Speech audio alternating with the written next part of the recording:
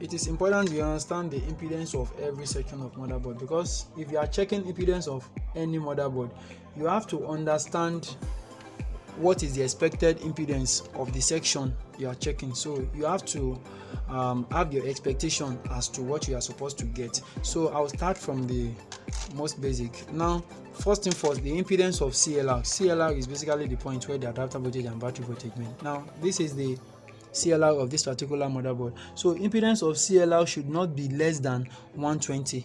That is, if you set your meter to diode range, impedance of your CLR point should not be less than 120. Now, the next thing is impedance of your standby. Your standby consists of your 3 volt and 5 volt. So your 3 volt and 5 volt, their impedance should not also be less than 100. If you check, if you have anything lesser than 100, it is poor, but if you have anything too low, around 20-30, it is bad. So that is that on standby. So if you ask what is the impedance of RAM section, impedance of RAM section, if RAM is not inserted, at least you should have nothing less than 40. Like now, this is your RAM, this should be your RAM supply, so at least you should have 40. That is for RAM section. All these testing points should be in your diode range. Now in the next section, we have the PCH or ICH supply. If you are talking about the PCH or ICH supply, the impedance of your PCH or ICH supply should not be less than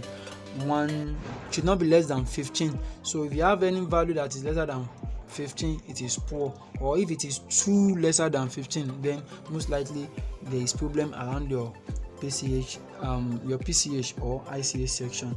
And there can be other impedance as well, such as the CPU impedance. Your CPU impedance should not be less than 8 thereabout. If you are having in some cases, if you are having 5, 6, it is still good, but if you are having like 00 or 001, 002, that is higher probability the chipset is bad. But if you take out the CPU, at least if you have around, if the CPU is removable, so if you have around like 150, that is still okay. At least if you have around 150, 120, that is still much okay. And other sections which you can need to check your impedance could be rail, like probably 5 volt rail or DC to DC, output of DC to DC. Impedance of output of DC to DC too, so far it is not connected with anything that has to do with chipset, so at least it should be at least 3 digits. And if it is 3 digits, if it is connected to chipset, that is still understandable if the value is low.